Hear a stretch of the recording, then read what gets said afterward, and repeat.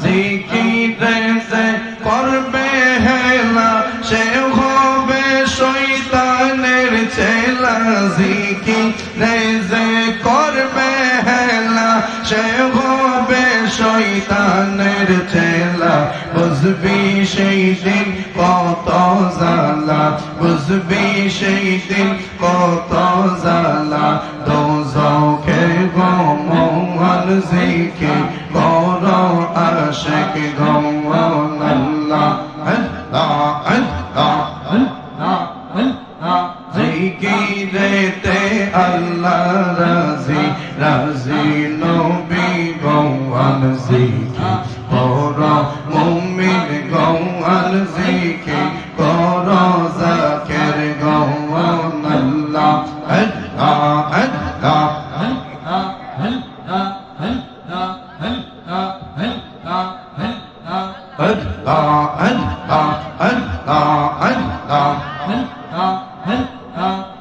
প্রাণের মুর্শিদ আরে ও মুর্শিদ কোন বলেলো কইসা মাশাআল্লাহ সবাই আওয়াজ করে আমরা রে বলি ইয়া বান্ধব রে কোন বাদেশে থাকো প্রাণের মুর্শিদ তো মাশাআল্লাহ প্রাণের মুর্শিদ আরে ও মুর্শিদ কোন লেলো কইসা আমরা রে বলি ইয়া বান্ধব রে কোন বাদেশে থাকো প্রাণের মুর্শিদ তো মাশাআল্লাহ দিন যায় আমার যেমন তেমন আরে ও মুর্শিদ রাইতে পারে জ্বালায়া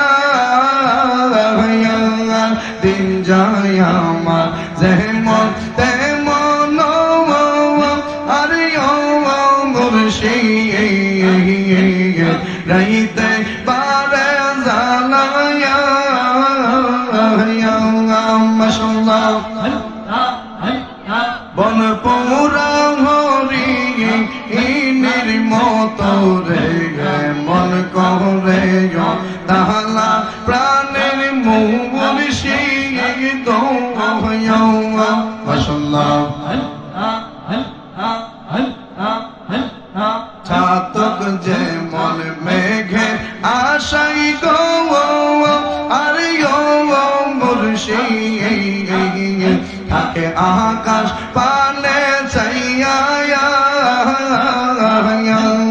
ছাতক যে মন মেঘে আশাই গো আরে ও মুর্শিদ থাকে আকাশ পানে চাইয়া মাশাআল্লাহ এক নজর দেখি ইতে চোখে গো কান্দে আমার হিয়া প্রাণের মুর্শিদ মাশাআল্লাহ প্রাণের মুর্শিদ আরে ও মুর্শিদ গুনবা নেলো কইসা আমরা রে বলি ইয়া বান্ধব রে কোন বাদেশে থাকো প্রাণের মুর্শিদ মারহাবা আল্লাহ আল্লাহ আল্লাহ আল্লাহ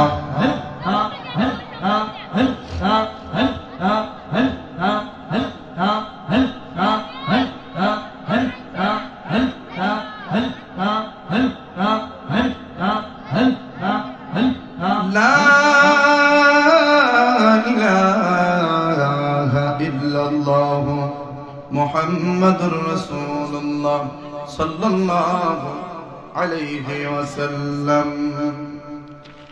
উপস্থিত আশুরাইল উত্তরগ্রাম পূর্বপাড়া ইমাম হুসাইন রাদিয়াল্লাহু তাআলা সুন্নি যুব সংগঠন ও কবরবাসী রূহের মাগফিরাত কামনায় অষ্টম বার্ষিক সুন্নি মহাসম্মেলনের সম্মানিত সভাপতি জনাব মোহাম্মদ নিজামউদ্দিন সাহেব, আশুরাইল উত্তরগ্রাম পাঠানবাড়ি, সহসভাপতি জনাব মোহাম্মদ সোনুমিয়া সাহেব, আশুরাইল উত্তরগ্রাম পূর্বপাড়া। আজকের মাহফিলের যিনি প্রধান অতিথি, সারা বাংলার আলোড়ন সৃষ্টিকারী নবযুগের উদীয়মান তরুণ তেজস্বী বক্তা হযরত মাওলানা মোহাম্মদ রিয়াদ জালালী আসিকি সাহেব, লাকসাম কুমিল্লা। আজকের মাহফিলের যিনি সম্মানিত বিশেষ অতিথি, পীরে তরিকত রাহনুমায়ে শরীয়ত হযরত মাওলানা কুতুবউদ্দিন শাহ সুন্নি আল কাদের সাহেব, খতিব শ্রীঘর আক্তারনগর বাজার জামে মসজিদ ও খলিফা কচুয়া করিমিয়া দরবার শরীফ। আজকের মাহফিলে আলোচনা করেছেন বিশেষ আকর্ষণ হযরত মাওলানা আব্দুল আজিজ জিহাদি সাহেব, প্রধান বক্তা হযরত মাওলানা মুফতি আব্দুল্লাহ বিন সাঈদ সাহেব। আজকের মাহফিলের যিনি বিশেষ বক্তা, নবযুগের উদীয়মান তরুণ তেজস্বী বক্তা হযরত মাওলানা কারি আরাফাত সিস্তি সাহেব। মাহফিল পরিচালনার দায়িত্বে রয়েছেন জনাব মোহাম্মদ আব্দুল আহাদ সাহেব সহ দিগার উলামায়ে কেরাম, শ্রদ্ধা ভাজন মুরব্বিয়ানে কেরাম, আমার প্রাণপ্রিয় যুবক ভাইরা, জ্ঞানীগুণী শিক্ষিত সমাজের এলাকার মান্যগণ্য নেতৃস্থানীয় ব্যক্তিবর্গ, সকলের খেদমতে পুনরায় আন্তরিক সালাম। আসসালামু আলাইকুম ওয়া রাহমাতুল্লাহি ওয়া বারাকাতুহু। শুকরিয়া তান মোহাব্বতের আওয়াজে পড়ি আলহামদুলিল্লাহ, আরো জোরে বলি আলহামদুলিল্লাহ। আজকের মাহফিল হওয়াতে আমরা খুশি না বেজার? জোরে কোন খুশি না বেজার? গতকালকে এই জায়গায় মাহফিল ছিল, আগামীকাল কি এই জায়গায় মাহফিল থাকবে? থাকবে না। গতকালকেও ছিল না, আগামীকালও থাকবে না। আজকেও কি সারা রাত্র থাকবে? না, মধ্যরাত পর্যন্ত আপনাদেরকে কিছুক্ষণ সময় হেদায়েতের আলোচনা শোনানো। তো গতকালকে মাহফিল ছিল না, আগামীকালকে থাকবে না। আজকে যেহেতু আয়োজন হয়েছে, আসার দরকার আছে না নাই? যেরকম আছে না নাই? যারা মাহফিলের আয়োজন করে তারা বুঝে প্রতিটা মুহূর্ত কতটা কষ্ট করতে হয়। কষ্ট করে আলেমদেরকে দাওয়াত করে, আপনাদের কাছ থেকে অনেক সময় টাকা কালেকশন করে, বাড়ি বাড়ি ঘুরে এইরকম একটা জান্নাতি পরিবেশের আয়োজন করা হয়। এই মাহফিলটা তখনই পরিপূর্ণ সাকসেস হবে যখন এলাকার প্রায় বেশিরভাগ মানুষ মাহফিলে উপস্থিত হবে। কথা ঠিক কিনা? মনে করতেছেন যে এই মাহফিলের দ্বারা ফায়দা হবে কি? এই মাহফিলের দ্বারা লাভ হইব কি? নামাজি তো আর বাড়তাছে না, রোজদার তো আর বাড়তাছে না। এই ওয়াজের দ্বারা তো মানুষ হেদায়েত হয় না। ওয়াজ করে লাভ কিটা? ওয়াজ করায় লাভ কিটা? এই সমস্ত মানুষের জন্য উত্তম একটা জবাব হইল, ওয়াজ মাহফিলে লাভ নাই, কিন্তু বিডি নাইসলে এটার মধ্যে লাভ আছে। কথা ঠিক না? গত কিছুদিন আগে রাগ করেন না ভাই, আপনাদের এখানে ডুলের বাড়ি, আমরা ভাই তুলছি কিরি আওয়াজ কোনান তাই, আশেপাশে তো কোন গানের আড্ডা আছে বলে আমার মনে না। পরে দুম ধরলাম, আওয়াজটা কি কাছ থেকে আইতেছে না দূর থেকে আইতেছে? পরে দেখি না অনেক দূর থেকে বাইশা বাইশা আইতেছে আওয়াজটা। ভাবলাম যে এটা আউরাই লাগছে ভাষাভাষি মনে করা। তো ওই গানা গেলে আমার শান্তি লাগে। শান্তি কেন লাগে জানেননি? কারণ গুনাহ যে হইতেছে, আর গুনাহ করতে আমরা খুব আরাম পাই। কথা ঠিক না? আর এই মাহফিলে সবাই আইতো না, এটাই স্বাভাবিক। সব যদি আয় পড়ে তো সব বেসত গেলে দুজুগে কেটে দেব। কথা ঠিক না? বললাম এখন এই মাহফিলের দ্বারা কেডা হেদায়েত হইল, কেডা হেদায়েত হইল না, কেডা নামাজি হইল, কেডা নামাজি হইল না, এটা আমরা দেখার কোনো দরকার আছে? আমরা দেখার কোনো দরকার না। হেদায়েতের মালিক কে? আমরার দায়িত্ব দ্বীনের নসিহত শোনায়া দেওয়া। আর এই শোনানোর গুরুত্বটা কি?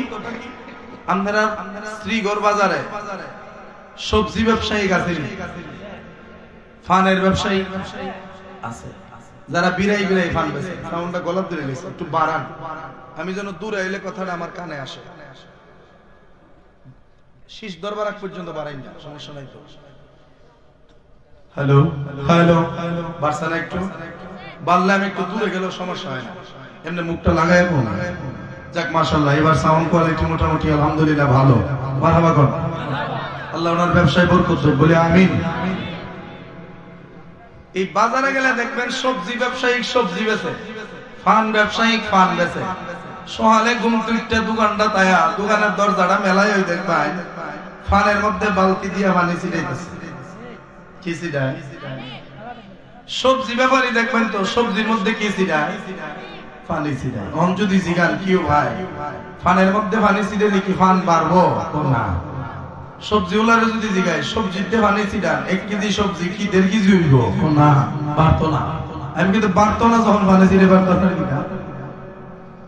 যদি পানিটা নিয়মিত না ছিটায় যুদ্ধর আছে উত্তর থাকতো না, নষ্ট হয়ে যাবে। কি হয়ে যাবে? নষ্ট হয়ে যাবে। সবজি বাড়বে না ঠিকই, কিন্তু কি থাকবে? তাজা থাকবে, সতেজ থাকবে।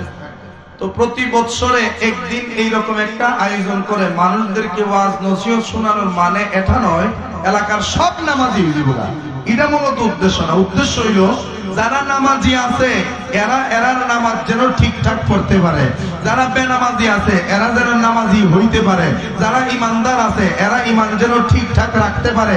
ইমানের উপরে পানি ছিটানোর জন্য, আমলের উপরে পানি ছিটানোর জন্য, যেন ইমানদার বেঈমান না হয়ে যায়, নামাজি যেন বেনামাজি না হয়ে যায়। নতুন করে নামাজি বাড়লে পারুক না বাড়লে নাই, এটা আমার আল্লাহর ইখতিয়ার। কিন্তু যেই বেটা নামাজি আছে এই বেটার নামাজকে ঠিকঠাক রাখার জন্য প্রতি বছর এরকম ওয়াজের দরকার আছে না নাই? জোরে কোন আছে না নাই? কারণ প্রতি বছর একবার ওয়াজে ইমানের উপরে কি ছিটানি হয়? পানি ছিটানি হয়, আমলের উপরে পানি ছিটানো হয়। মানুষ যে ভুল ধারণাটা 1 বছর ধরে কইরা আইতাছে, ওয়াজ শুনলে 1 বছরের ভুলটা ভাঙবো, আবার নতুন করে সে নামাজ পড়তে পারবো, মূলত এই উদ্দেশ্যে। কিন্তু এটা নিয়া কত দরবার আমরা দেশ, গানের সাদার লেগে গেলে 5,000 টাকা দিলাম, যেটা আমার চোখের দেয়। ওয়াজের সাদার লেগে গেছে 200 টাকা দিয়ে আসো নাই রে। আমি 200 কোন বিবেকে দেন? কইছেন অন্তত একটা নোট দেয়, 500 টাকা দেন। কোন 500 দিতাম না, 400 দিলাম, এরপর 500 দিছে। কিন্তু যদি কই মুখ আফারে আনো, আফার ড্যান্স দিব, নাচ দিব, কত না আফারে সোন আনবে না, তোরা তুই লইলে যত গাড়ি তাই আমার তিনে আসবে 10-20,000 জুতি লাগে না। মিছা কথা কইছি না, এটা একটু উচিত কথা, শক্ত কথা আর কি, ওগুলো অর্জন করতে হবে। আল্লাহ আমরা হেদায়েত করুন, বলি আমিন। আমার মুসলমান বাবারা ও আমার আশিক রাসূল ভাই বাবারা, এই আশুরাইলের মানুষ আল্লাহর জন্য পাগল, আমার নবীর জন্য পাগল, আর বিশেষ করে আশুরাইল শ্রীগড়ের মানুষ পাঞ্জাতনের জন্য বড় পাগল। না মিছা কথা কইছি? এই শ্রীগড় আশুরাইলের মানুষ পাঞ্জাতনের জন্য বড় দেওয়ানা, আমার নবীর জন্য দেওয়ানা, শেখ খুদা মাওলা আলীর জন্য দেওয়ানা, খাতুনে জান্নাত মা ফাতেমা, ইমাম হাসান, ইমাম হুসাইন রাদিয়াল্লাহু তাআলা এই পাঞ্জাতনের দেওয়ানা। আমরা নবীকেও ভালোবাসি, আমরা পাঞ্জাতনকেও ভালোবাসি, আমরা সাহাবায়ে কেরামদেরকেও ভালোবাসি, আমরা আউলিয়া কেরামদেরকেও ভালোবাসি, আমরা হক্কানি আলেমদেরকেও ভালোবাসি। আমরা ইমানের মধ্যে কোনো গন্ডগোল নাই, আমরা সুন্নি মুসলমান। আমরা আমলে কম বেশি ত্রুটি থাকলেও ইনশাআল্লাহ আমরা ঈমান আকীদার মধ্যে কোনো গন্ডগোল না। কথা ঠিক কিনা? নবীর কি আমরা আমরার মতো কই? নবীর কি মাটির মানুষ কই? নবীর ক্ষমতা বড় ভাইয়ের মতো আমরা এই কথা কই? আমার নবীর ব্যাপারে আমরা রাখি দেই কোনো গন্ডগোল নাই, নবীর সাহাবীদের ব্যাপারেও আমরার ভিতরে কোনো দ্বিধাদ্বন্দ্ব নাই, আমরা রাসূলের ব্যাপারেও কোনো দ্বিধাদ্বন্দ্ব নাই, আউলিদের ব্যাপারেও আমাদের মনের মধ্যে কোনো দুশমনী নাই। এইখানে আপনারা যারা বসছেন আমার বিশ্বাস কেউ না কেউ কোনো না কোনো পীরের মুরিদ। কথা ঠিক কিনা? আমরা সবাই এক একজন পীরের মুরিদ। কেউ হইতে পারেন কচুয়ার মুরিদ, কেউ হইতে পারেন দাঁতমন্ডলের মুরিদ, কেউ হইতে পারেন খান্দুরার মুরিদ, কেউ হইতে পারেন ফান্দাউকের মুরিদ। এক একজন এক এক দরবারের মুরিদ। আমরা যে যেই দরবারের মুরিদ হই না কেন, আমরা সুন্নি মুসলমান যে যেখানে থাকুক না কেন, সুন্নি মুসলমান আমরা ভাই ভাই। কথা ঠিক কিনা? সুন্নি মুসলমান আমরা ভাই ভাই। যারা মুরিদ হইছে তারা আমরার তরিকতের ভাই। কথা ঠিক কিনা? আমরা সবাই ভাই ভাই, আমরার মধ্যে ভেদাভেদের কোনো দরকার নাই। তার ঈমান তার কাছে, আমার ঈমান আমার কাছে, তার আকীদা তার কাছে, আমার আকীদা আমার কাছে, তার আমল তার কাছে, আমার আমল আমার কাছে। কে কি করলো না করলো এটা দেখার কোনো দরকার নাই, কে কি বললো না বললো এটা দেখার কোনো দরকার নাই। মানুষের কথায় কান দিলে আপনি বিভাগের মধ্যে পড়ে যাবেন। মানুষের কথায় কান দিয়া কোনো মানুষ কোনোদিন সামনের দিকে আগাতে পারে না।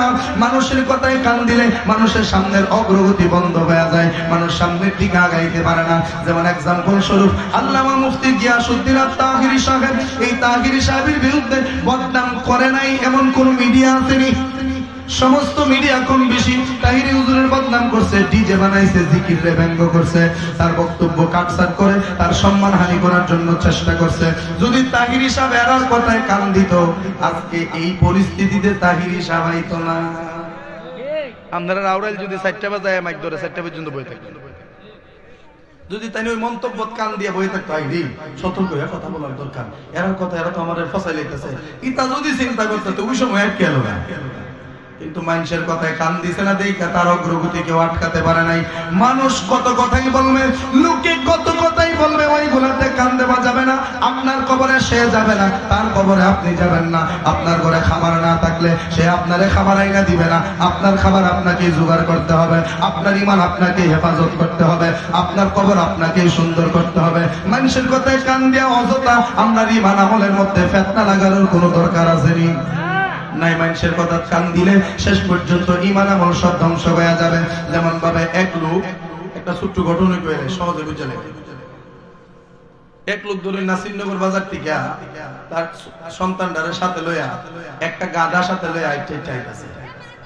যখন আপনারা আউরাইল বাজার হইছে, এই বেনিভাড়া বাজার লিবেড়ে, এই বেনিভাড়ার মুখটা যখন আইছে, আওয়ার পরে এক লোককে কইতেছে, ওই দেখো কেমন পাগলের পাগল, গাদাটারে আড়ায় দুনো আটটা যাইতেছে, ইচ্ছা করলে কি আর গাদার উপরে উঠতে না। বাপে কইতেছে, তাহলে পুত্রে তুই উঠ। পুত্রে গাদার উপরে তুললা, বাবা আড়ায় আড়ায় গাদারে নিতেছে। আপনারা শ্রীঘর বা সুরেল বাজার জনাইছে, মুখটা দিয়েছে, তখন কইতেছে, ওই দেখো কেমন বেয়াদবের বেয়াদব, বাপটারে আড়ায় নিতেছে, ফুটটারে মানে ফুটটা কেমন বেয়াদব, বাপটারে আড়ায় আনি যে গাদার উপরে উঠছে। পুত্রে কো, আব্বা না না না আমি থাকতাম না, তুমি উঠো। তখন বাপে উঠছে, পুত্রে নামাইছে। অনার্থে শ্রীঘর বাজারে গেছে, শ্রীঘর বাজারে মাইছে কই দেহ কেমন মানে কেমন মানুষ নিজের ছোট ফুটটারে আড়ায় নিতেছে, নিজে বেটাগিরি করে গাদার উপরে উঠে যাইতেছে। বেটা কথা ধরে দুজনই না, তাহলে আমরা দুজনই উঠি, দুজন উঠছে গাদার উপরে। তখন তো আর কেউ বুঝতে পারতো না।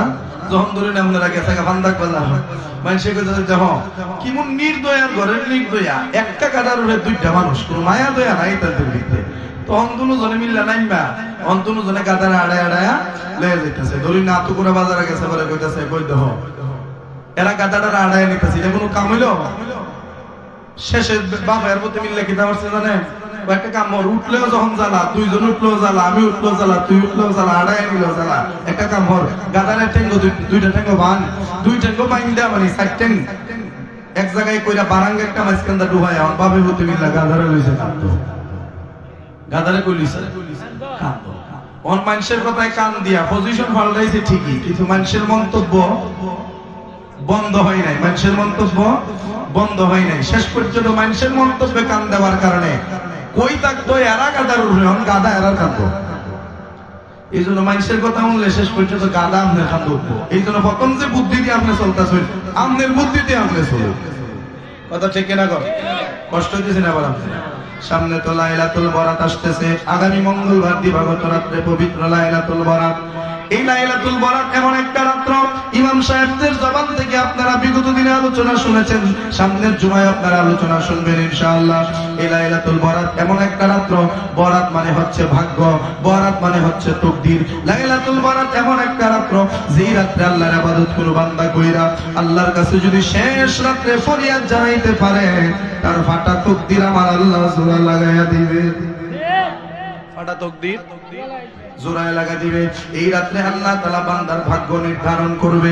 এই রাত্রে বান্দার জন্য আল্লাহ তাআলা 1 বছরের রিজিক বরাদ্দ করবে। এই রাত্রে আল্লাহ তাআলা বান্দার জন্য ইজ্জত সম্মান 1 বছরের জন্য বরাদ্দ করবে। ওই রাত্রেই ফয়সালা হবে আগামী 1 বছরের ভিতরে কে মারা যাবে। এই রাত্রেই ফয়সালা হবে আগামী 1 বছরে কে ধনী হবে। এই রাত্রে ফয়সালা হবে আগামী বছর 1 বছরে কে গরিব হবে। এই দিনই এই রাত্রেই ফয়সালা হবে আগামী 1 বছরে কি ভিখারি হবে। এই রাত্রে ফয়সালা হবে আগামী 1 বছর হায়াত থেকে বাচ্চা থাকবে। এই রাত্রে নির্ধারণ হবে আগামী 1 বছরে আল্লাহ কার ইনকামে বরকত দিবে। আবার এই রাত্রে আল্লাহ নির্ধারণ করবে 1 বছরের ভিতরে কার কপালে কি, কার নসিবে কি গর্দিশ আল্লাহ তাআলা দিবে, কার নসিবে কি মুসিবত আছে, এইগুলো আল্লাহ ওই রাত্রে আল্লাহ মীমাংসা করবেন। আবার ওই রাত্রে আল্লাহ নির্ধারণ করবে কোন বান্দাটা ঈমানদার হবে।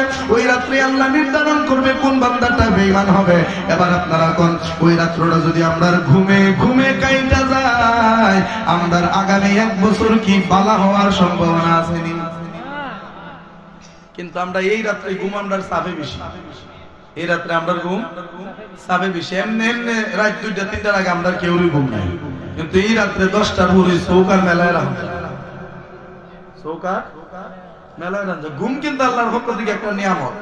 তবে যেই দিন সজাগ থাকার দরকার ওই দিন যদি ঘুমে ধরে বুঝবেন এটা শয়তানে ঘুম পাড়াইতেছে। কেডা? শয়তানে। শয়তানে যে ঘুম পাড়াইতেছে এটা বালা নিয়তে না। মসজিদে গেলে অনেকে ঘুমায়নি, আয় না? মসজিদে গেলে ঘুমায়, ঘুম কেড়ায়। অথচ যে বেটা মসজিদে গিয়ে ঘুমাইতেছে এই বেটা ঘর আয়া বিছানার মধ্যে 1 ঘন্টা গড়িয়েছে, মাগার সহ ঘুম নাই।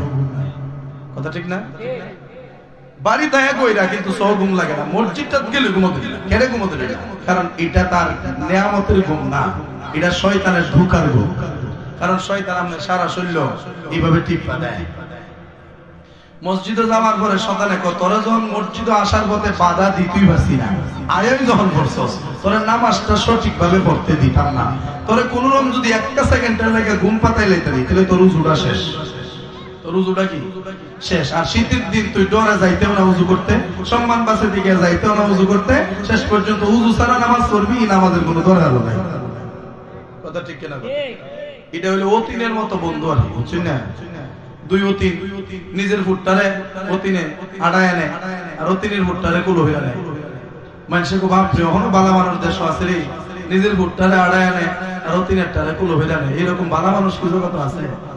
অতীনে কইতো সারি হা দেখি আমি নিজের টারে আড়ায় নিতেছি আর অতীনের টারে কুলো লইছি। কেরে? আমার নিজের টারে আমি আড়ায় নানা বাইত নিতেছি। কেরে জানো?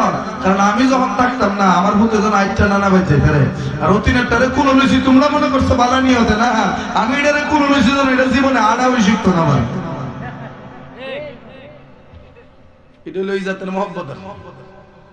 কুলো হইটা নিতেছে কত বালা জিনিস না, কিন্তু নিয়ত কি খারাপ। যে কুলোর থেকে যখন নামাইতাম না, আড়ার ব্যক্তি যখন করাইতাম না, এটা আর তো আর আমারটা যখন 2-3 কাকশি হেলেছি আর বাকি ডাইরেক্টটা যাইতালে আমি না থাকবো না ভাই যাইতে হবে। নিয়ত দেখছো? ইবলিস হইলে আমরা রিজাতের বন্ধু, আপনারা দেখাইবো বালা বালা কিন্তু তলে তলে মূল জোর কাটতে দিব। কথা ঠিক কিনা? এবার কোন লাইলাতুল বরাতে ইবাদতের দরকার আছে না নাই? লাইলাতুল কদরে ইবাদত করার দরকার আছে না নাই? বছরে 5টা রাতকে আল্লাহ তাআলা মহা সম্মানিত করেছেন। ওই 5টা রাতের মধ্যে একটা রাত হলো লাইলাতুল বরাত, আর একটা রাত হলো লাইলাতুল কদর, আর 3টা রাত হলো ঈদুল ফিতরের একটা রাত্র, ঈদুল আজহার রাত্র, আর ঈদুল আজহার পরের 2টা দিন। এই হলো মোট 5টা রাত্র। এই 5টা রাতকে আল্লাহ মহা সম্মানিত করেছেন। এই 5টা রাতের ইবাদত আল্লাহর কাছে সবচেয়ে দামি। এই 5 রাতের ডাক আল্লাহ তাআলা সবচেয়ে বেশি সাড়া দেয়। এই জন্য বাবা এই 5টা রাত আমরা খুঁজে খুঁজে যেন আমরা করতে পারি, এই চেষ্টা আমাদেরকে করতে হবে। কিন্তু আমরা কেমন মুসলমান হইছি রে বাবা, লাইলাতুল বরাত যে আমাদের সামনে, অনেক মুসলমানের কোনো খবরই নাই। বরাতের দিন আসার তো জনজুরে মাইকটা কইব আজকে লাইলাতুল বরাত, সবাইকে মসজিদে লাইলাতুল বরাতের নামাজ পড়ার জন্য দাওয়াত করা হলো। মানুষের শাশুড়ি মা সবে বরাত আয়া পড়ছে, মা এই দিন না সবে বরাত গেল। কথা ঠিক কিনা? মা এই দিন দিয়ে সবে বরাত গেল, 1 বছর হয়ে গেছে গা, বেটা আজকে খবর হইছে আজকে লাইলাতুল বরাত। অথচ ইমানদার মুসলমান যারা, এরা প্রত্যেকটা দিন প্রত্যেকটা মুহূর্ত এরা সব সময় এই চেষ্টা করে কোন রাত্রটা লাইলাতুল বরাত, কোন রাত্রটা রমজানের রাত্র, কোন রাত্রটা কদরের রাত্র, কোন রাত্রে ডাক দিলে আল্লাহ বেশি শুনবে। এইরকম তারিখগুলা মুমিন বান্দারা সবচেয়ে বেশি খুঁজে বের করে। কথা ঠিক কিনা? কজনে গিয়া কেউ জিজ্ঞাসেন যে কিরে সবে বরাত কোন দিন, লাইলাতুল কদর কোন দিন, রমজান কোন দিন ডুববো, এই হিসাব আমরার আছে? আমরা চলছে গাড়ি যাত্রা বাড়ি। জিন্দেগি তোর যাইরে পাখি দিয়া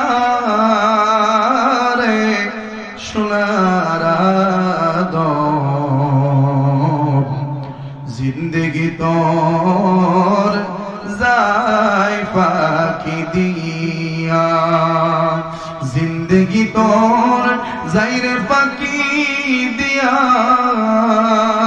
রে সোনার আদম, জিন্দেগি তোর যাই পাখি দিয়া। ও আদম রে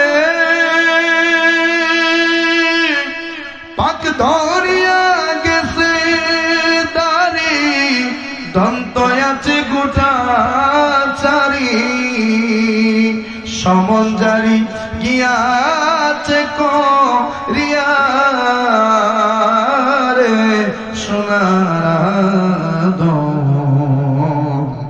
জিন্দগি তোর যাই ফাঁকি দিয়া, জিন্দগি তোর যাই রে ফাঁকি দিয়া রে সোনার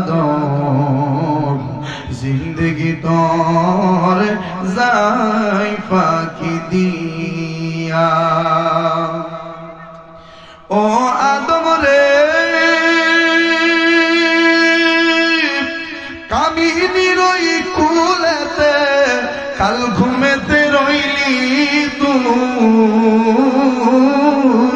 সারা নিশি কাটাইলি ঘুমাইয়া ঘুমাইয়া রে সোনার আদম জিন্দগি তোর যাই ফাঁকি দিয়া, জিন্দগি তোর যাই রে ফাঁকি দিয়া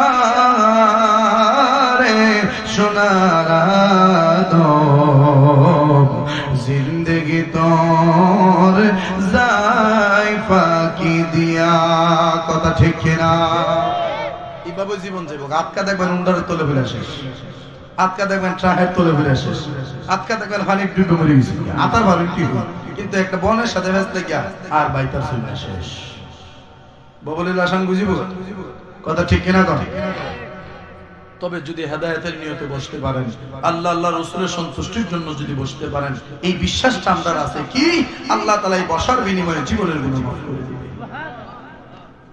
আল্লাহ মাফ করতে বেশি সময় লাগে না। আল্লাহর একজন ওলি ছিলেন, যিনার নাম ছিল হযরতে মালিক ইবনে দিনার রাহমাতুল্লাহি আলাইহি। মালিক ইবনে দিনার উনি একটা মজলিসের মধ্যে গেলেন আলোচনা করার জন্য। ওনার সামনে হাজার হাজার মানুষ, ওনার সামনে হাজার হাজার মানুষ ওনার বক্তব্য শোনার জন্য ওনার মাহফিলে উপস্থিত হয়েছে। উনি স্টেজের মধ্যে দাঁড়ালেন, মাইক হাতে নিলেন বা বক্তব্য দেওয়ার জন্য যখন প্রস্তুতি নিলেন, বক্তব্য দেওয়ার জন্য প্রস্তুতি নিয়ে যখন তিনি নাহমাদুহু ওয়া নুসাল্লি আলা রাসূলিহিল কারীম বলে ওনার বক্তব্য শুরু করবেন, ঠিক ওই মুহূর্তে উপস্থিত শ্রোতা থেকে একজন মুসল্লি, একজন শ্রোতা দাঁড়ায় গেল, ডাক দেয়া কই হুজুর আপনি ওয়াজ করবেন পরে, আমার প্রশ্নের জবাব দেওয়া লাগবে আগে। আপনি ওয়াজ করবেন পরে, আমার প্রশ্নের জবাব দেওয়া লাগবে আগে। মালিক ইবনে দিনার রাহমাতুল্লাহি আলাইহি রাগান্বিত হলেন না, রাগান্বিত না হইয়া বলতেছে আপনার কি প্রশ্ন আগে বলেন, আগে প্রশ্নের উত্তর দেব, তারপরে আমি আমার বক্তব্য শুরু করব। তখন ওই লোকটা ডাক দেয়া কই হুজুর গত 2-3 বছর আগেও আপনারে দেখছি এই বাজারে মদ খাইয়া মাতলামি করছেন, এই বাজারে নেশা কইরা মাতলামি করছেন, কিন্তু 2-3 বছর পরে আজকে আপনি ওয়াজ করতে আইছেন। আপনি তো একজন নেশাখোর মানুষ ছিলেন, আপনি তো একজন নেশাখোর মানুষ ছিলেন। একজন নেশাখোর মানুষের বক্তব্য আমরা শুনবো কিভাবে? এই রকম প্রশ্ন শোনার পরে উনি একটুর জন্য বিচলিত হলেন না, একটুর জন্য তিনি ভয় পাইলেন না। উনি বলতেছে ঠিকই বলছো, গত 2-3 বছর আগে আমি আসলে শরাব করছিলাম, আমি আসলে মদ করছিলাম, আমি আসলে এই বাজারে বাজারে ঘুরতাম আর মদ পান কইরা মাতলামি করতাম, কিন্তু আমি এখন আর মদ পান করি না, শরাব পান করি না, হারাম খাই না, নেশা জাতীয় দ্রব্য আমি পান করি না। আমি সবকিছু ছেড়ে দিয়ে তওবা করেছি, আমার আল্লাহ আমাকে মাফ করে আল্লাহর ওলি বানায়া দিয়েছে। আরো জোরে কোন? উপস্থিত লোকেরা ডাক দিয়ে কই হুজুর আপনার মতো শরাবখোর, আপনার মতো মদখোর মানুষ কিভাবে আল্লাহর ওলি হইল? এইটা যদি না বলেন আপনার ওয়াজ আমরা শুনবো না। আগে আপনি কিভাবে ওলি হইলেন আপনার জীবনীটা আপনাকে বলা লাগবে। মালিক ইবনে দিনার ডাক দিয়া বলে ওরে উপস্থিত শ্রোতা মণ্ডলী তোমরা শোনো, তোমরা সবার মতামত যদি থাকে আমি আমার জীবনী তোমাদের সামনে বলবো। তখন সবাই বলতেছে জি হুজুর আপনি আপনার জীবনীটা বলেন, কিভাবে আপনি মদখোর থেকে আল্লাহর ওলি হলেন। তখন মালিক ইবনে দিনার 2 চোখের পানি ছেড়ে দিয়ে কান্না শুরু করে দিলেন আর বলতে লাগলেন শোনো রে, আমি যখন মদ পান করতাম মদের প্রতি আমার এমন নেশা ছিল, ইয়াবা গাঞ্জার প্রতি আমার এমন নেশা ছিল, বিশেষ করে মদ ছাড়া আমি একটা দিন পর্যন্ত চলতে পারতাম না, শরাব ছাড়া আমি চলতে পারতাম না, ভাত না খাইয়া থাকতে পারতাম ঠিকই, কিন্তু শরাব পান না কইরা থাকতে পারতাম না। আমি দোকানে গিয়া আমার নিজের ইনকামের টাকা দিয়া আমি শরাব কিনে সেই শরাবগুলি পান করতাম, হারাম পথে আমি আমার টাকাগুলা ব্যয় করতাম। একদিন আমি প্রতিদিনের মতোই দোকানে দোকানে গেলাম মদ আনার জন্য, শরাব আনার জন্য। দোকানদার আমারে ডাক দেয়া কয়, না না না না, আজকের মতো বেচা বিক্রি বন্ধ হয়ে গেছে, আর শরাব বিক্রি করব না, এখন আমি মসজিদে যাব নামাজ পড়ার জন্য। মালিক ইবনে দিনার ডাক দিয়া বলে, ওরে আল্লাহর বান্দা, আমি তো প্রতিদিন তোমার দোকান থেকে শরাব কিনি, তুমি যদি আমাকে শরাব না দাও আমি কার দোকান থেকে শরাব কিনবো? বলে, আমি আজকে তোমার কাছে বিক্রি করতে পারবো না। জানোনি আজকে কোন রাত্র? আজকে যে রাত্রটা, এটা হচ্ছে লাইলাতুল কদরের রাত্র। মাহে রমজানের 26 দিবাগত 27 রাত্র আজকে। মালিক ইবনে দিনার বলে, কোনটা রমজান, কোনটা শাওয়াল, কোনটা জিলকদ, কোনটা জিলহজ, কোনটা মুহররম, কোনটা সফর, কোনটা রবিউল আউয়াল, রবিউল সানি, জমাদিউল আউয়াল, জমাদিউল সানি, রজব, শাবান, রমজান, এই 12 মাসের মধ্যে কোনটা কোন মাস আমি জানি না। আমার কাম হলো নেশাকরণ, আর জীবনটারে আমার কাটানি। কিন্তু আজকে লাইলাতুল কদর, এই জন্য বুঝি তুমি শরাব বিক্রি করবা না? কো হ্যাঁ, আমি এই জন্য শরাব বিক্রি করব না। তো তুমি কি করবা? আমি এই মুহূর্তে বাড়িতে যাব, ওযু করব, আমি মসজিদে যাব নামাজ পড়ার জন্য। মালিক ইবনে দিনার বলে, ভাই রে, তোর নামাজে যাওয়ার জন্য আমি তোরে বাধা দেব না, তুই নামাজে যা, আমার কোনো আপত্তি নাই, তুই নামাজ পড়তে যা, আমার কোনো সমস্যা নাই। কিন্তু বাইরে তোর কাছে আমার দরখাস্ত হলো, একটা বোতল মদ আজকের মতো আমার কাছে বিক্রি কইরা দেয়, একটা বোতল শরাব আজকের মতো আমার কাছে বিক্রি কইরা দেয়। ওনার অনুরোধের কারণে দোকানদার ওনার কাছে এক বোতল মদ বিক্রি করলেন। বিক্রি করার পরে মদের বোতলটা হাতের মধ্যে লইয়া বাড়ির দিকে রওনা হলেন। রাস্তার মধ্যে পান করবে, নতুবা বাড়িতে গিয়া পান করবে। হাতের মধ্যে মদের বোতল লইয়া বাড়ির উদ্দেশ্যে যখন রওনা হলেন, বাড়ির উদ্দেশ্যে রওনা হইয়া মনে মনে ভাবতে লাগলেন, আমি তো বড় জঘন্য অন্যায় করে ফেলতেছি। আজকে লাইলাতুল কদর, আজকে রাতে আমি কিভাবে শরাব পান করি? আজকে রাতে সব সুর, বাটপার, সিটার, মদখুর, জানাখুর, সুদখুর, ঘুষখুর, সকল ধরনের মানুষ আজকে আল্লাহর ইবাদত কইরা কাটাবে। আমি কিভাবে আজকে শরাব পান কইরা কাটাই? এটা আমার দ্বারা সম্ভব হবে না। আবার কইতেছে, আমি পান না করলেও তো থাকতে পারবো না, আমার মেজাজ খিটখিটে হয়ে যাবে, আমার মেজাজ খিটখিটে হয়ে যাবে। এই কথা ভাবতে ভাবতেই উনি ওনার বাড়ির উঠানের মধ্যে চলে আসলেন। আয়েশা ঘরের দরজার মধ্যে তিনি ঠুকা মারলেন। ঘরের দরজার মধ্যে ঠুকা মারার সাথে সাথেই দেখে ঠুকা দেওয়া লাগে নাই, দরজাটা এমনিতেই খোলা দেখা যায়। যেটারে কয় ভিতরে দিয়া ব্যাং লাগাইছে না ঠিকই, কিন্তু এটাকে আজায়া ধুই দিছে। তখন কি করলো ওই মালিক ইবনে দিনার বলে, আমি ঘরের দরজা খুলে যখন ঘরের ভিতরে প্রবেশ করলাম, ঘরের ভিতরে প্রবেশ কইরাই দেখি আমার স্ত্রী নামাজের বিছানায় নামাজে দাঁড়িয়ে আছে। জোরে কন্যা সুবহানাল্লাহ। খারাপ বেড়ার বউটা কিন্তু বালা ভরে, আর বালা বেড়ার বউটা ভরে ভুলদা। কথা ঠিক কিনা গন? আবার রাগ করবেন নি? বালা বেড়ার বউটা বলে বালা ভরে না, বেশিরভাগ খারাপ পড়ে। আর দেখা যায় যে বেড়া মদ খুর গাঞ্জা হুর, এই বেড়ার বউটা খুব বালা ভরে। দেখা যায় শেষ পর্যন্ত বউয়ের কারণে লোকটাও ভালো হয়ে যায়। কথা ঠিক কিনা গন? এই বউয়ের দ্বারা ইমাম সাহেব, পীর সাহেব, মুয়াজ্জিন, হাজী সাহেব নাই, সবাই এক জাত। বুঝছেননি? বাড়ি উল্লির দ্বারা সবাই এক জাত। ওই ছোটবেলা আমার দাদি নাকাটা জান আমারে কইছি, নাতি রে কসেন একজন হুজুরের কজনের দ্বারা দাম নাই। আমি তো হন হুজুর হইছি না, আমি কেমনে বুঝতাম? কোন এক নাম্বার, নিজের মায়ের কাছে সে নিজেকে হুজুর বলে দাবি করতে পারবে না। মায়ের কাছে সে সন্তান, মায়ের কাছে কে সে কি সন্তান। মা তোমারে আজীবন যত বড় হুজুরিও সন্তান হিসেবে দেখবো। আর 2 নাম্বার, তুমি তোমার ভাইয়ের কাছে তুমি নিজেকে আলেম, বড় আলেম হইছো এটা দাবি করতে পারতা না। ভাইয়ের দ্বারা তুমি চিরজীবন ভাই হই, ছোট ভাই হইলে ছোট ভাই, বড় ভাই হইলে বড় ভাই। আর 3 নম্বর হইলো বউ। বউয়ের দ্বারা তুমি যদি গিয়া কইবে অত বড় হুজুর, আমারও 1000 মানুষ শুনে, বউ কইব তোমারও আজ তোমার মাডো, আজকে তুমি আইছো আমার দ্বারা, এখানে আমার কথা শুনো। কথা ঠিক কিনা গো? কিন্তু মালিক ইবনে দিনার যখন দেখলেন ওনার স্ত্রী নামাজ পড়তেছে, নেশাখোর মানুষ হইলেও নামাজ পড়তে বউরে বাধা দেয় না, বউ নামাজ পড়তেছে, এখন ভাত তো খাইতে হবে। উনি বলে, বউরে আর ডাক দেব না, আমি নামাজ পড়ি না, আমি বালা, আমি খারাপ থাকি, আমার বউরে আর খারাপ বানায় লাভ নাই, সে তার নামাজ পড়তে থাকুক। তখন মালিক ইবনে দিনার মদের বোতলটা একটা টেবিলের কোনায় রাখলেন। টেবিলের কোনায় রাখা তিনি বিছানার মধ্যে গেলেন যে একটু জিরায় লই, একটু জিরায় জারায়া তারপরে শরাবটা পান করব। মালিক ইবনে দিনার যখন বিছানার মধ্যে গিয়া ওনার পিঠটারে লাগাইলেন, লাগাইয়া একটুর জন্য যখন চক্ষুটা বন্ধ করলেন, একটু পরেই শুনে গ্লাস ভাঙার আওয়াজ শোনা যায়, কাঁচ ভাঙার আওয়াজ শোনা যায়। এই আওয়াজ শোনার সাথে সাথেই উনি পালমাইরা বিছানা থেকে উঠে গেলেন। উইটা এসা দেখে যেই মদের বোতলটা এত অনুরোধ কইরা কিনা আনছিল, এই বোতলটারে ওনার 3 বছরের একটা মেয়ে টেবিলের সাথে ধাক্কা লাগায় এটারে ভাঙিয়ে লাইছে। মানে বাচ্চা মেয়ে আদামত আড়তারে কাইক দিয়ে ভরে জায়গা তাওরাই তোরা আড় থেকে টেবিলের সাথে বাড়ি খেয়েছি নি, টেবিলটা লইরা উঠছে, বোতলটা ভরে গেছে, কেন ভেঙে গেছে। মালিক ইবনে দিনার কই আমার রাগ উঠে গেল। আমি আমার স্ত্রীর অনেকক্ষণ গাইলাম, আমার মেয়েটার অনেক ধমক দিলাম, আমি মেয়েটারে ধমক দিলাম, স্ত্রীর অনেক গালিগালাজ করলাম যে বাচ্চাটারে সামলাইতে পারো না, আবার নামাজ পড়তে হারুইছো, অনেক গালিগালাজ কইরা আমার মনের মধ্যে খুব কষ্ট, কারণ আজকে তো আমি শরাব পান করতে পারবো না। তারপরে আমি কি করলাম, ভাঙা কাজগুলি তুইলা জানালা দিয়া ফলাইয়া দিয়া ঘুমাইয়া গেলাম। এই রাত্র পার হইয়া গেল, এই রাত্র পার হইয়া গেল, দীর্ঘ 1 বছর পার হইয়া গেল। আবার পরের বছর যখন লাইলাতুল কদর আসলো, প্রতিদিনের মতো আজকেও আমি গেলাম শরাব কেনার জন্য। শরাব কিনা যখন আমি বাড়ির উদ্দেশ্যে রওনা হলাম, ঘরে এসে আমি দরজায় টোকা দিয়ে দেখি গতবারের মতো এইবারেও আমার স্ত্রী রাত্রে লাইলাতুল কদরের নামাজ পড়ে। বর্তমান জামানার যে মেয়েরা আছে এরা ইবাদতের প্রতি অগ্রসর না, যুদ্ধের অগ্রসর টিকটকের প্রতি। কথা ঠিক কিনা? আগে এক সময় আছে স্টার জলসা, জি বাংলা, কিরণমালা, 7 ভাই চম্পা, আর একটা জানে কি তা আছে পাখি। যে পাখি জামার লাগিয়া শত শত মেয়ের আত্মহত্যা পর্যন্ত করছে।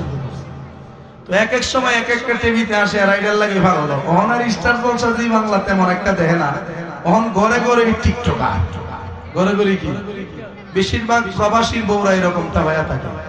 জামাই বিদেশ থেকে ঘরে তো কেউ নাই, একা একা করবো কি, নিজে ক্যামেরা লাগায় নিজে নাচছে নিচ্ছে, ইউটিউবের মধ্যে ছাড়ে, টিকটকের মধ্যে ছাড়ে। নাউজুবিল্লাহ। সবাই না আবার কিছু কিছু, সবাই না আবার কিছু কিছু, সবার কথা কইলে আজকে খবর আছে, কথা ঠিক না? কিছু কিছু স্বভাব এরকম আছে। মনে রাখবেন, যারা করবে টিকটক ফেরেশতারা, এরা করবো ঠিকঠাক, বুঝছেন? যারা দুনিয়াতে করবো টিকটক বেহুদা। আর এই টিকটকের মধ্যে তো ভালো জিনিস আছে, যেমন আপনি যদি কোরআন তেলাওয়াতের একটা আয়াত পাঠ করে একটা ছোট্ট ভিডিও বানায় টিকটকে ছাড়েন, সমস্যা কি? এটা ভালো জিনিস, মানুষ শুনবে, সওয়াব পাবে। একটা গজল গায়ে ছাড়লেন, এটাও ভালো। কিন্তু নাইচ্ছা দেহ দেহায়া দেহ ব্যবসা শুরু করছেন আপনি টিকটকের ভিতরে। আপনি কবরে যান, কবরের যে ফেরেশতারা, আযাবের ফেরেশতারা আছে, বাইরে ঠিকঠাক করবো। কথা ঠিক কিনা? আল্লাহ তাদেরকে হেদায়েত করুন বলে আমিন। কিন্তু আগের যুগের মা বোনরা যারা আছে, এখনো মুরব্বী টাইপের যারা আছে, মোটামুটি বয়স্ক যারা আছে, এরা মোটামুটি ইবাদতের দিক দিয়ে একটু বেশি অগ্রসর, ইবাদতের দিকটা একটু বেশি অগ্রসর। বর্তমান জামানার মেয়েরা চাইতে আগের যুগের মেয়েরা, মা বোনরা অনেক ভালো, কথা ঠিক কিনা? আবার বর্তমান জামানার মেয়েরা যুগ দুর্বল, আগামী 10 বছর পরের মেয়েরা ও দুর্বল থাকতো না, কথা ঠিক কিনা? কারণ ধীরে ধীরে প্রজন্মের পর প্রজন্ম আসবে, ধীরে ধীরে আর বালা পাইতেন না, যা পাইবেন হন থেকে সব 2 নম্বর, সব কি 2 নম্বর। বালা জিনিস যখন পর্যন্ত কিছু আছে, আর 10টা বছর গেলে বালা জিনিস তুই হইতে না। আল্লাহ আমাদের বোঝার তৌফিক দাও বলে আমিন। মালিক ইবনে দিনার বলে, আমি যখন আয়েশা দেখলাম আমার বিবি নামাজ পড়ে, আমার বিবির আমি বাধা দিলাম না, বাধা না দিয়া আমি আবার আগের মতো, গতবারের মতো আমি মদের বোতলটা টেবিলের কোণায় রাখলাম। রাইখা যখন আমি চলে যাব, ঠিক ওই মুহূর্তে আমার চোখ দিয়া দর দর করে পানি পড়তে শুরু করলো। উপস্থিত জনতা জিগাই, হুজুর কেন আপনি কান্না করেছিলেন? তখন উনি ডাক দিয়া কয়, গতবার এই টেবিলের কোণায় আমি বোতলটা রেখেছিলাম, কিন্তু আমার 3 বছরের মেয়েটা সেই বোতলটারে ভেঙে দিয়েছিল, সেই বোতলটারে ভেঙে দিয়েছিল। কিন্তু আজকে গত 3 মাস হইয়া গেছে, আমার 3 বছরের মেয়েটা দুনিয়া থেকে বিদায় হইয়া গেছে। ইন্না লিল্লাহি ওয়া ইন্না ইলাইহি রাজিউন। আমার 3 বছরের মেয়েটার কথা আমার মনে পড়া গেল। গতবার এই দিনে আমার মেয়ে দুনিয়াতে জীবিত ছিল, গতবার এই দিনে আমার মেয়ে আমার বোতলটা ভেঙেছিল, কিন্তু আজকে ভাঙার মতো করে একজন নাই, আজকে ভাঙার মতো কেউ আমার ঘরে নাই। না না না না না, আমার 3 বছরের ছোট মেয়েটা যদি এই বয়সেই দুনিয়া থেকে বিদায় হইয়া যাইতে পারে, আমি তো অনেক বড় মানুষ, আমি যে কোনো মুহূর্তে দুনিয়া থেকে বিদায় হইয়া যাইতে পারি। যদি শরাব পান করা অবস্থায় আমি মারা যাই, আমার কবর যেন কি জাত হবে, আমার হাসর কত কঠিন হবে, আমার মিজান কত কঠিন হবে, আমার ফুলসিরাত কত কঠিন হবে। এইগুলা ভাবতে ভাবতে আমি গিয়া বিছানার মধ্যে ঘুমাইলাম। ঘুমানোর পরে এক ভয়ঙ্কর স্বপ্ন আমার চোখের সামনে ভাসতে শুরু করলো। এক ভয়ঙ্কর স্বপ্ন দেখতে শুরু করলাম। কি স্বপ্ন? আমি দেখি আমি রাস্তা দিয়ে খুশি মনে হাঁটতেছি, উমা হঠাৎ করে পিছন দিক দেউনি ফিস ফিস আওয়াজ না, ছায়া দেখি বিশাল বড় এক অজগর সাপ আমারে খাইবার লেগে আমার পিছ দিয়ে দৌড় তুলছে। এই সাপ দেখা তার হাত থেকে বাঁচবার লেগে দিলাম সামনে জুতো। দৌড়তে দৌড়তে দৌড়তে দৌড়তে আমার দেহের সকল শক্তি একদম শেষ, জান আর চলে না। আমি সাহায্যের জন্য আশেপাশের মানুষদেরকে খুঁজতে লাগলাম, দেখি আমার পাশে আমাকে সাহায্য করার মতো কেউ নাই। আমি একা সাপের হাত থেকে বাঁচাও সম্ভব না। আমি চিৎকার করতেছি আর সামনের দিকে দৌড়াচ্ছি, কিন্তু সাহায্যের জন্য কেউ আসে না। আমি সাহায্যের জন্য দৌড়তে লাগলাম। আমি যখন সামনের দিকে আগাইলাম, দেখি একটা গাছের গোড়ায় একটা মুরব্বী মানুষ, এমন মুরব্বী এমন বৃদ্ধ হয়ে গেছে, দাঁত একটাও মুখে নাই, শরীরে গোশত বলতে এক টুকরাও নাই। মানে বুঝছেন না, শরীরে স্বাস্থ্য বলতে কিচ্ছু নাই, চামড়াড়ি আছে না, আপনার হাড়ের ফাঁকে ফাঁকে ঢুকে গেছে, কড়া আটটি আছে, দুইটা দুইটা করতে হবে, একদম দুর্বল। মানে কোন রকম তার জানটা তার ভিতরে লেগে রয়েছে এরকম। একটা মুরব্বী বই রয়েছে, উনি কুল কিনার না পাইয়া ওই মুরব্বীটার কাছে গেলেন, গিয়া কয় বাজান আমি মস্ত বড় বিপদের মধ্যে পড়ে গেছি গো বাজান, আপনি দয়া করে আমারে বাঁচান। মুরব্বী আবলায় আবলায়, দাঁত তো নাই, কথা বলতে পারে না, আবলায় আবলায় কয় আমি নিজের ওই সাহায্য করতে পারি না, তোমারে কেমনে সাহায্য করুন? আমি নিজের জান লই লড়তারি না, চলতারি না, আমি তোমারে কি সাহায্য করুন? বাজান আজকে আপনি ছাড়া আমার আর কেউ নাই, আজকে আপনি আমাকে বাঁচান। মুরব্বী শেষ পর্যন্ত ডাক দিয়া কয়, আমি তোমারে শক্তি দিয়া বাঁচাইতে পারি আর না পারি, বুদ্ধি দিয়া তো বাঁচাইতে পারো। সুবহানাল্লাহ। আমার বুদ্ধি হুন বানি করি কই বিপদে পড়ছি, যেমনে কইবেন বিপদ। মুরব্বী তখন কইতেছে, শোনো তুমি সামনের দিকে আরেকটু দৌড়বা, দৌড়ার পরে দেখবা একটা রাস্তা পাহাড়ের দিকে উঠছে, তখন দৌড়ায় পাহাড়ের দিকে তুমি দিবা। উঠটা পাহাড়ের চূড়ায় যখন গিয়া পৌঁছবা, দেখবে একটা রাস্তা গেছে বাম দিকে, একটা রাস্তা গেছে ডান দিকে। সাবধান, বাম দিকের রাস্তা দিয়া যাও না, ডান দিকের রাস্তা দিয়ে দৌড়াইয়া যাও, তুমি বাঁচবার একটা ব্যবস্থা পাইয়া যাইবা। বুদ্ধি দিয়ে দিছে না? এই বুদ্ধি অনুযায়ী সামনের দিকে দৌড়তে শুরু করলো। দৌড়তে দৌড়তে দৌড়তে দৌড়তে যাইয়া দেখে যেই কথা সেই কাজ, দেখে একটা রাস্তা পাহাড়ের দিকে উঠছে। উনি সেই পাহাড়ের দিকে যে রাস্তাটা, ওই রাস্তা দিয়ে তিনি দৌড়াইয়া পাহাড়ে উঠতে লাগলেন। পাহাড়ের চূড়ায় যখন গিয়া পৌঁছলেন, দেখে মুরব্বীর কথা ওই ঠিক, একটা রাস্তা গেছে বাম দিকে, আরেকটা রাস্তা গেছে ডান দিকে। উনি তখন ডাক দিয়া কই, মুরব্বী তো আমাকে বলছিল